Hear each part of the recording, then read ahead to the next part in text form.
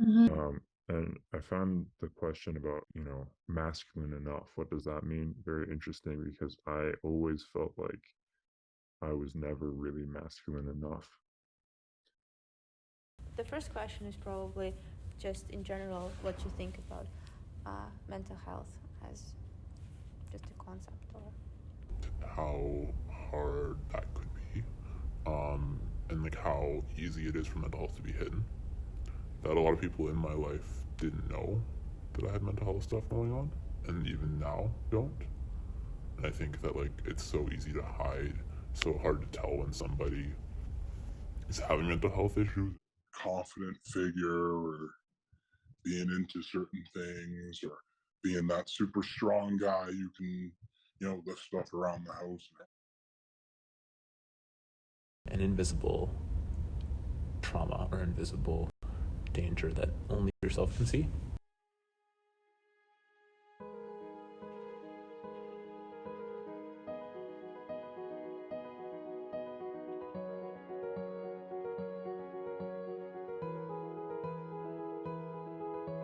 Growing up, I was always taught that I shouldn't cry, that I shouldn't care about how I'm feeling, that I should protect people, that I should protect the people around me, that I should be that strong rock. People that are just like, super stressful situation. Oh, I don't care. Like, I'll just do this, whatever. Like, that's just me.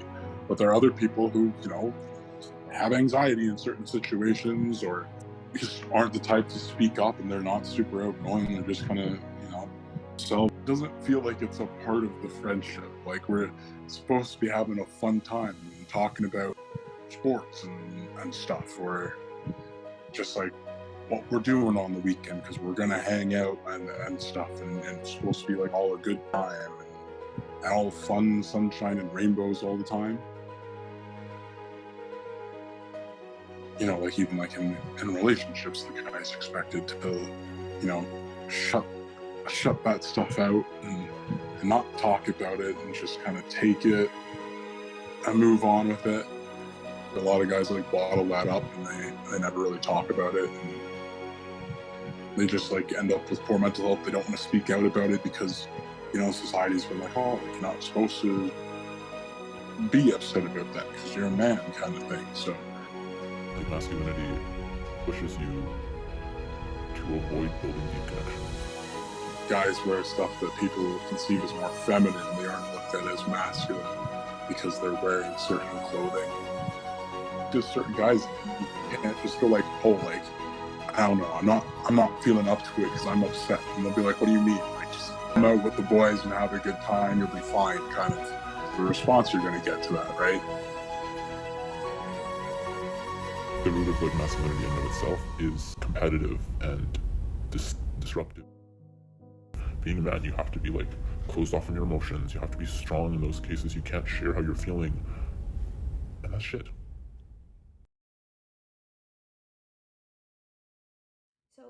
so during my brainstorming period, what what topic to choose, I was lucky enough to have genuine conversations about mental health, and I realized there are not a lot of men who feel comfortable seeking mental health support, like booking a therapy session or even call a friend and admit that they're not doing great in the moment.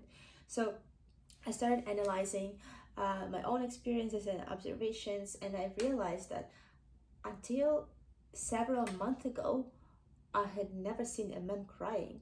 I checked the statistics on men's mental health, and just diving into the topic, I realized that I want to raise awareness about the problem. The problem, the problem boys don't cry.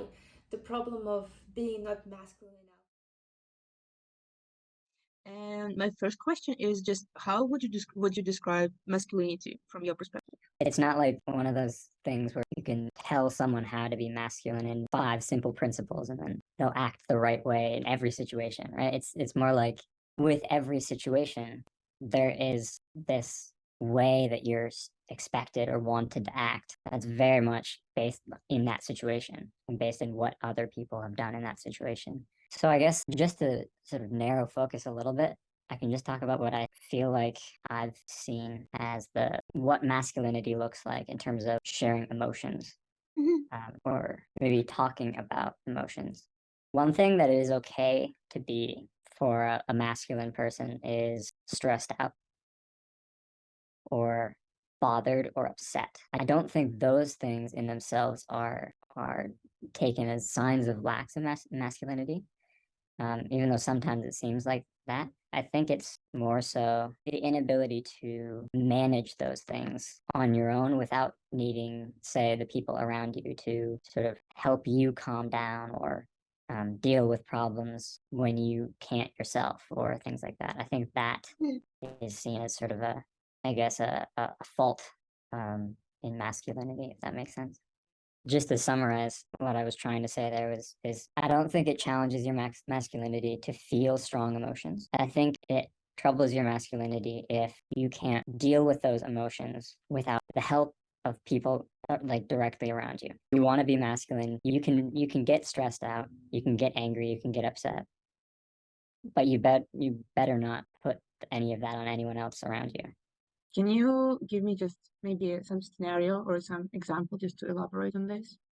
So when I was younger, I don't remember what age, but I remember having things that really upset me and really made me feel bad about my lot in life. It might have been that I felt bad about not having many friends, which is, something I think a lot of people feel, especially around this age that I'm talking about, which is probably around middle school, elementary school, middle school, And I remember getting upset in front of my parents a couple times and saying, oh, I hate how I can't, it feels like everybody has friends except me. And I remember my mom's approach was always to want to talk to me about it. Her approach was always to want to, come in and try and make me feel okay. Sometimes that was talking about it. Sometimes it was just trying to get me, like, distract me from it and whatever. But she wanted to get involved and change how I felt. But I also remember my dad saying, sometimes there are just things that you just have to deal with. Nothing that you can do to change them. So you just gotta, push through and keep going. And I guess I perceived that as a sort of, I guess, a masculine, feminine. Where do you think it's coming from? That's a good question. I think, there's at least some of it that was influenced by the way my parents grew up. In my dad's family, there was very, very little coming together and everyone hugging each other. My mom, in some ways, had a similar upbringing, and her mom was definitely very to not about to sit down and spill out your feelings. But I think she sort of, as she went on in life, gravitated more towards that way of dealing with things, and sort of talking about them out loud with people, trying to figure out ways of changing how she thought about things and working internally rather than externally, if that makes sense. So yeah, I think a big part of it is probably how they grew up, but it's also probably experiences they had, things that were introduced to them when they were in times of need. What do you think it means to be masculine enough? So the one thing that is coming to mind right now is I remember a couple people making random comments about my clothes. I remember these moments very particularly well. I think because I suddenly started becoming much more aware of people around me and much more aware of the way that I was acting. But like, for instance, I came into school, my pants were like pretty short. Like there was like a good 2 or 3 inches whenever I sat down between my feet and the end of my pants. It's really hard to find pants for tall people. Yeah. Yeah. So I had these really short pants, and I remember this one guy sat down next to me one day and he's like, "Why are you wearing high waters?" I was like, "What are high waters?" And then eventually he's like, "Yeah, that's kind of weird." Somebody made a comment about how I held my hands, by my sides rather than just like dropping them down. Whenever I was like walking around or whenever I was thinking about something, and said that made me look gay. And then I got super self-conscious about that and trained myself out of doing that. It was just like a few moments like that. And then from then on, I think it was just like me consciously thinking about how I was, how I was sitting, how I was walking, how I was moving around. And I found the question about, masculine enough. What does that mean? Very interesting because I always felt like I was never really masculine enough. It's one of those things that feels like you're always chasing and every time you get a little bit closer, there's always another step or there's always something else, right? It's like, yeah, chasing after that, time where you can earn enough money to just relax and Yeah. not have to work anymore in your life. It's like that, that's never gonna happen. Right? The more you work, the more you have to deal with, the more, time you have to spend just dealing with all the things that you've worked for, right? Yeah. I want to say there might be actually two groups of people. But I think that there are some people who don't really ever worry about being masculine enough. Yeah. Or if they do, it's in times of, and I think what those people tend to be preoccupied by competing, I would say, with other people. It's almost like a creativity contest. How many ways can you find to be tough or cool or attractive? And only very rarely do they feel their masculinity is, at stake necessarily. It's more like it's more like competing for a prize than trying to keep something from being lost. Does that make sense? Yeah. But the question is like, who defines masculinity then that they are competing for? So that's the other people who feel that way. They, feel they don't have a problem considering themselves masculine. And then there's another group of people who are constantly try to do as much as they can just to get over that line so that they don't have to deal with whatever would happen if they failed to be masculine, right? For those people, the people who are just trying to get off across the line and be masculine, right? I think you're right that nobody really knows what that means and do whatever it takes for people not to comment, explicitly treat you badly or exclude you or whatever. Essentially, it's like trying to blend in. Oh, okay. Does that make sense? Yeah. Do you think that it's like a common problem? Definitely think doing that, not just with masculinity, femininity, but all sorts of things. Give the impression that they are who they want to be or who the people around want to be. That they don't cause a scene, that they don't attract attention. Yeah. That they're so afraid of social rejection for not being who they think they're supposed to be. And then just to wrap up on the point of, who sets the, what masculinity is, on the other side of the spectrum, the people who playing whatever games that they can come up with whoever else is in that same boat, just, showing off and what pranks on each other and, whatever they can come up with, right? Again, I don't think there is what it is to be masculine enough. It's just they come up with as many ways as possible of being masculine as they can. That's interesting. You said that they don't doubt themselves usually, but it feels like there's still a competition if they're coming up and like they're still trying to perform. Right. Yeah. Right. So in both groups, there is like this race or there is a constant race. Yeah. Yeah. Wow. That's a very actually powerful insight. So you were talking about just like this race and everything. And if we can talk about the pressures that men are experiencing.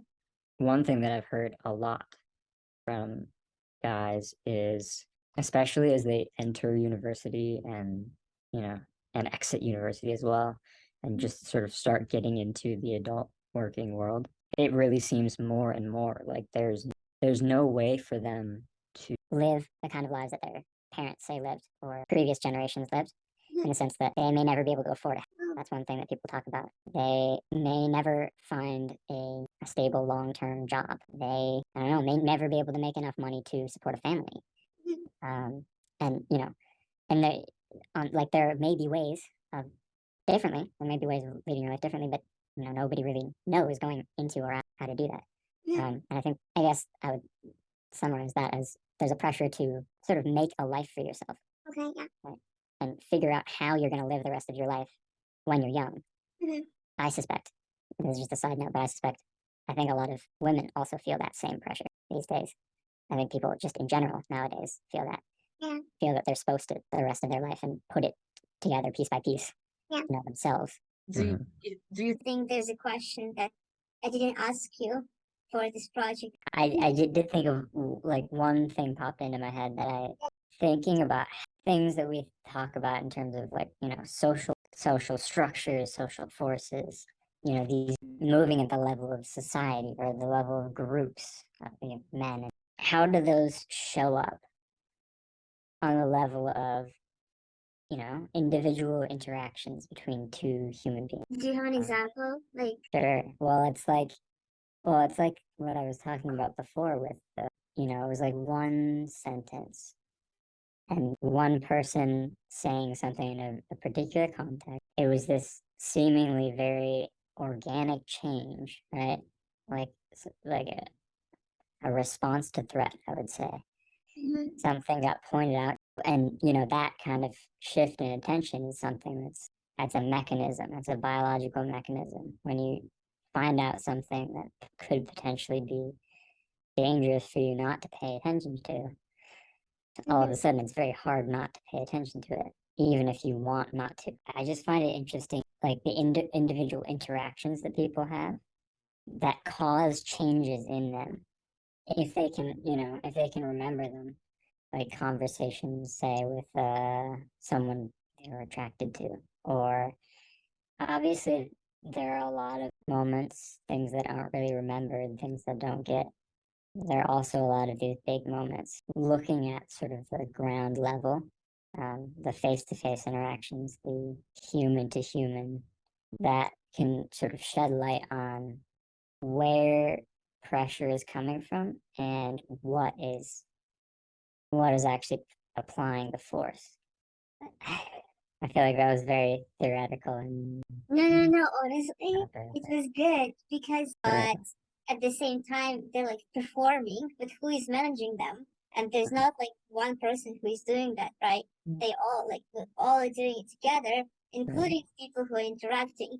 So where's basically the beginning of this mechanism? That's the question.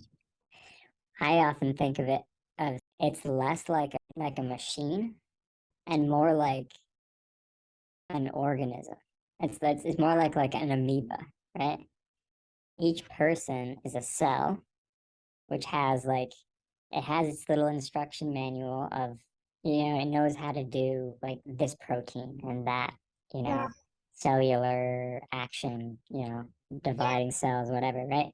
Say when the amoeba shoots out an arm to go get some food, none of the individual cells really fully know what's going on, right? Right. But then eventually the job gets done and the food gets eaten and everybody's happy. But none of the cells actually really knew what was going on at any time, even when it was done. And the thing is, if you zoom out, the whole action that seems so well coordinated and directed, right, all happened because of chains of communication between cells that were right next to each other. Like, nobody had the full information. Nobody, knew what was going on at all, right? Exactly. Which is kind of crazy. It's like having a machine that's running, a computer that's like responding to you, and you open it up and there's no circuitry in it at all. It's a perfect example of how to describe things because it's directly, applicable to people and just like people's interactions and minds and everything. Right, exactly.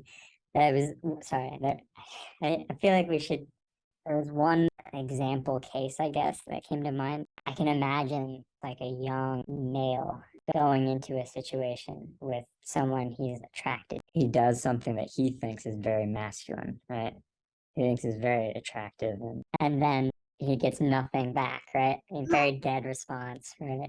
Yeah. The other person is just not, maybe he's, he goes back and sulks a little bit, and then he watches the other, the person he's attracted to, and they suddenly get really interested in this other person. that first guy's like, oh, wait, maybe I have to play basketball to be masculine, right?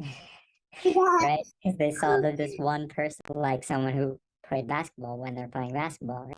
And then they, start training to play basketball. 3 years later, they know how to play basketball, and they may have completely forgotten about that first girl or why they played basketball in the first place. But now they play basketball, and now that's part of their idea of how to be masculine. That's maybe how masculinity is being created by like interaction. So that, I don't know. That's a question. That's a really good question. Oh my gosh, I'm totally enjoying the conversation. I think that there's so many insights on conversation. Oh man, I'm so glad. I honestly, I really enjoyed the opportunity to talk about this kind of stuff. This is awesome. I definitely want to start with an introduction and just your role in mental health conversation. Just what are you passionate about? I would love to start off with just like who you are. Yeah, sure. So my name's Ryan Forsyth. My day job is I work in radio broadcasting. So I do radio contests. I work with events, charities, do all sorts of stuff for 2 radio stations here in Ottawa. On my off time, I have a podcast called Life in Red podcast, and I'm also a mental health advocate and I guess speaker. Over the pandemic, I sort of, while still talking about mental health in general and policy changes and stigma and all those things, I did sort of transition into also having a little bit more focus on men's mental health and toxic masculinity and the patriarchy and all those sorts of things that encompass, the way men's mental health plays a role, not only for men individually, but also in society. And I mean, when you talk about mental health in general, about anybody, you start to realize that men are often left out of the conversation in general. And I don't say that necessarily in a bad way, because the way the world is and the rise of social media is we're having a lot of really important conversations about things that the general public has never really talked about outside of specific groups. So when it comes to mental health, of course, we're talking about, mothers and pregnancy and mental health, or, race as related to mental health, or, crisis when it comes to addiction, or crises in suicide and Indigenous communities. Lots of really important conversations, and men encompass that. But when we start talking about men as individuals, and people who identify as men, that we often discredit the things that men specifically go through, and that's things, like I mentioned before, toxic masculinity or the patriarchy, and how men in general have been brought up and continue to be brought up in a society that sort of tells us, we have to hold on to our emotions, we have to be strong, we can't display vulnerability, and that if we do, it's not in a place of, healthy communication. What's expected of us and what we kind of learn through, popular culture, movies, songs, is like aggression, is anger, is explosive behaviors, punching holes in walls, tearing things down, yelling at our partners or our kids, all those sorts of things, yelling in the business, in the office, that type of stuff. So that sort of started the journey. But what really kicked it off was over the pandemic. There was the article, I believe, I think it was Vogue or Variety, but it was of Harry Styles. He was wearing a dress, and the internet exploded, and you're seeing it more now. And now, the death of masculinity and what's happening to strong men, and all these different things. And what I've learned talking about mental health, what I've learned from talking like people like you, from researchers or people who have different perspectives of mental health and mental illness, is that there's really not one way to be a man. And when we talk about masculinity, like not the traditional sense of masculinity, but what masculinity is, I think there's many different versions of it, and it's sort of what works and is right for you. And so when I saw men, women alike were sort of going after Harry Styles, and this cover, and this conversation turned really toxic. And I sort of thought to myself, I was like, I've explored in my own life, different forms of breaking that barrier of what masculinity is. So just you see where the unhealthy problems lie, and it's this view that men have to be a certain way in order to be a man. And Yeah. I'm happy, I'm happy playing sports with the boys or going out for beers with the boys, whatever, but I'm also happy doing these other things. And I think other people should explore that, because I'm not saying you have to wear a dress if you don't want to as a guy, but you can if you want, and it doesn't make you any less of a man compared to the guy who in the gym, super shredded, chopping wood on his off time. So I just wanted to bring a different perspective to the conversation, because I think also when we talk about masculinity, it comes from from women, right? Like you're hearing women talk about it, what they would like men to be and expect. And that's great. And I'm not saying that's wrong, but unfortunately, when we're talking about misogyny and all that type of stuff, is a lot of men won't listen to women, and they won't take that stuff seriously. So they need to kind of hear it from a man and a role model and a leader. And so, I mean, as much as I can, I tried to take on that responsibility and that role for other men in my speeches and online. Yeah, no, that honestly, that's great. That's awesome. And I feel that this idea of expectation from society, I think that's exactly does not allow this endless circle of, expectation and then performance and then expectation to be broken, right?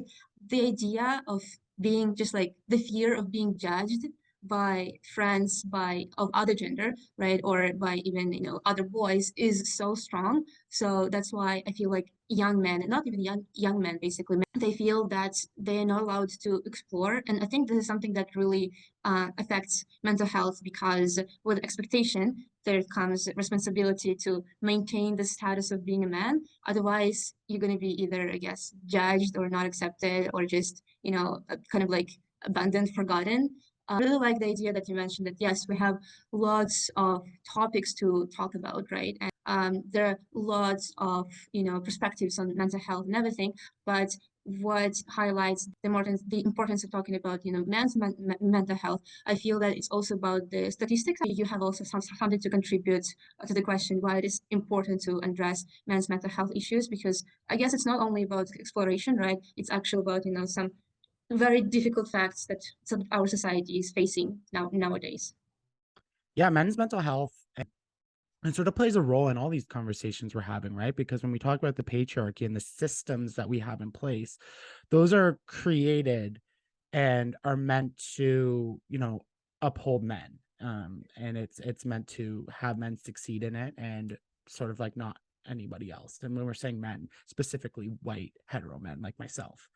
And so it also, it depends where you come from, because I think men in urban settings in big cities, you're going to school with so many different backgrounds and people of different races and cultures and gender expressions, that when you're growing up in that, it's sort of like normal to you. They're also seeing it on social media, where they're having that experience with people who express themselves in different ways, and that becomes more normalized. But we still have a large degree of people who live in rural areas, who live in small, predominantly conservative white towns. And that's somewhere where I grew up. And so, I grew up in a small town. It was like 99% white people. I grew up in a hockey culture, which was all white. And, I didn't know anyone who was gay until I was much older, let alone trans or lesbian or any other sort of identity. And so that's all I knew. And it took me leaving that town and going to a big city and seeing different things to be like, oh, okay, like the world is a lot different than what I grew up with. But there's still a lot of people who don't do that, who are brought up on different values and don't ever sort of venture off of or deviate from that sort of perspective on life. And a lot of that is men. Let's be honest. So when we talk about men's mental health and society and sort of addressing this fact, is when you have men who aren't, expressing themselves, who aren't open to being vulnerable, who have one definition of what life is supposed to look like, and anything else is sort of wrong, or even worse, like the enemy, or you're sort of combative with that idea, that creates problems for everybody else. And you can see that online. You can Mhm. see that every day on social media. Every day, men are attacking women, or different voices. And what we have is, so we have that. And then if you go online, like I said, we're having lots of different conversations, but a lot of that is finally addressing, what men have done in the past. And, that can be alienating. It can be isolating, for men who don't understand, or don't have the critical thinking skills, or who Mhm. haven't addressed the things in their life that may be triggering. So when they come Yeah. online and see something, just as a generic example of being like, all men are trash. It's a very common statement you might see on Yeah. social. They'll internalize that, and they'll be like, I'm not trash. I'm a good person. I do this, I do that. I've never hit a woman. I love my girlfriend, like whatever they say. And then you have a whole other different side of online, where you have maybe more nefarious characters who are saying, it's okay to be a man. We love you. You can do these things. And, you have one side that's kind of attacking you, Yeah. and one side that's very validating.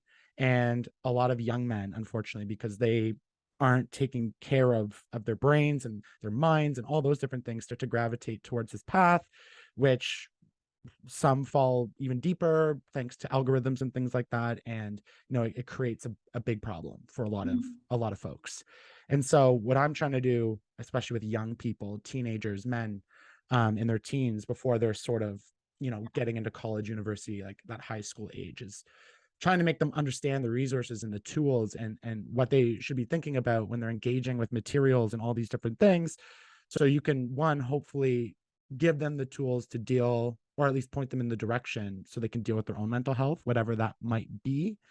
And then also help them recognize when the message that they're receiving might be more harmful than they might realize right off the bat.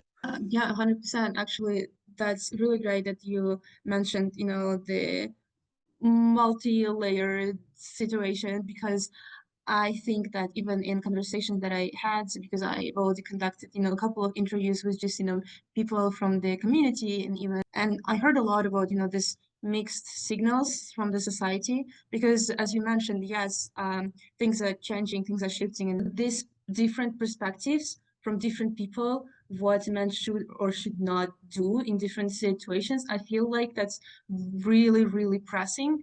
Coming back to the roots of the problem. So patriarchy, is it the main one, the main root of the stigma and just like the problem related to men's mental health?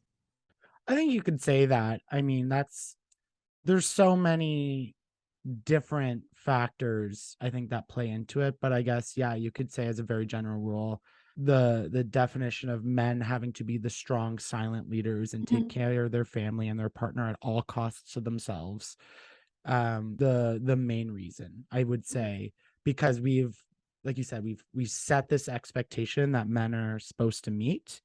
And now I love what you said about how we're transitioning in society, and rightfully, finally so, that we're talking about men, taking more of the emotional burden in a relationship, or more childcare, or, taking care of themselves, right? Like, this is happening, but we're having the resistance factor as well.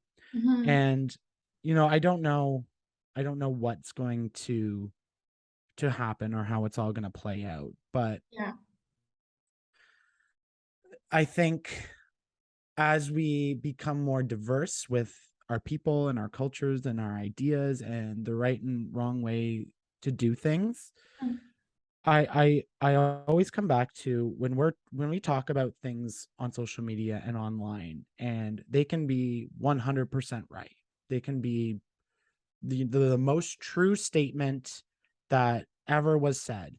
But if it's said in a way that, I don't know, it's combative, or is dismissive, or Yeah.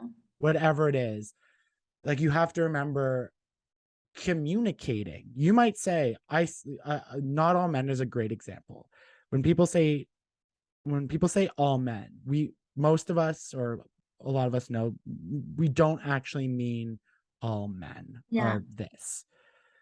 But when you're communicating and you have the message, you have to remember, like, you may be right in saying that the message, but people are going to take what you say a million different ways. Right. And I'm really curious to maybe brainstorm a couple of more, this kind of like daily or just daily behavior or something that we don't really notice what we're doing, not only among genders besides male gender, but also maybe among men themselves, because what I heard a lot from the interviews that I conducted is that within the setting when there are a bunch of guys who are interacting with each other, they also kind of push each other to be more masculine when thinking that, okay, that's actually not really right what I'm saying internally, right? But at the same time, in order to maintain the status of I belong to the group as a man and I'm masculine enough to be in the group, right?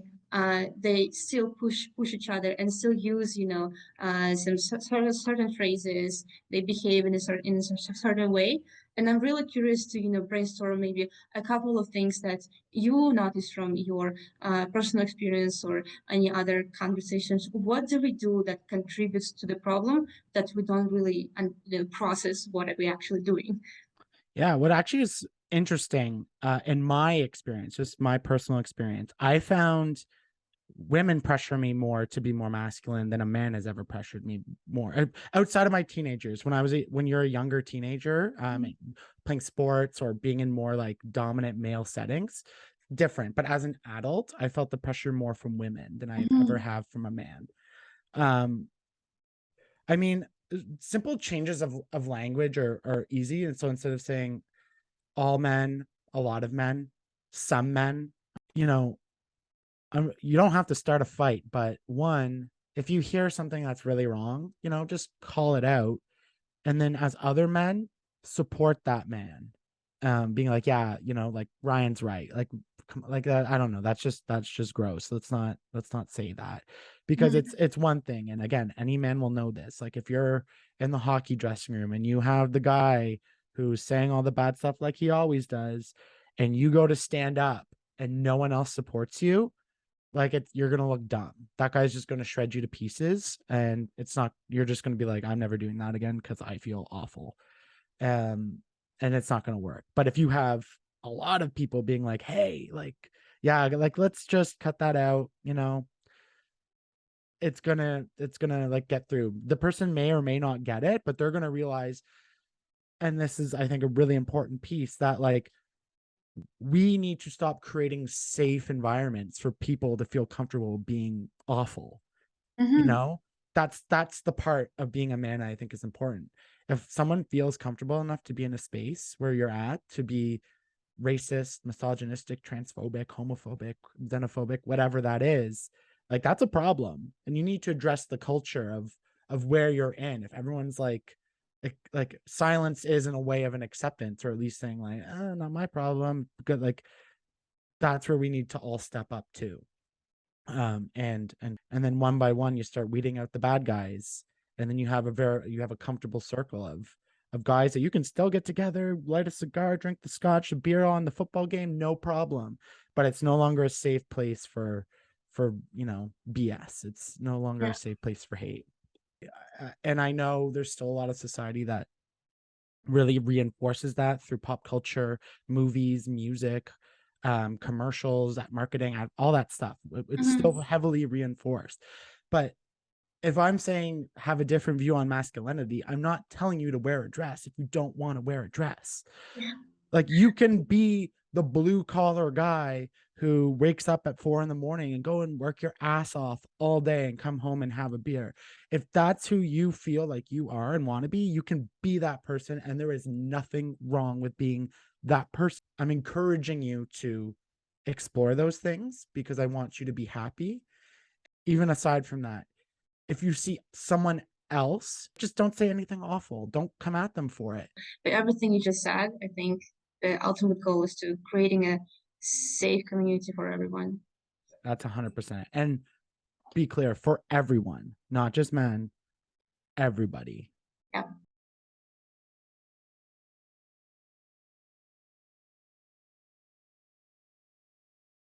I think the biggest thing I would say for someone to do in general, to support mental health and to sort of support men, as you mentioned, is just have a conversation.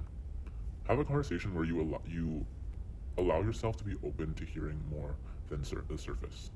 So like press into that, check in on the people in your life, the men in your life, because oftentimes no one is.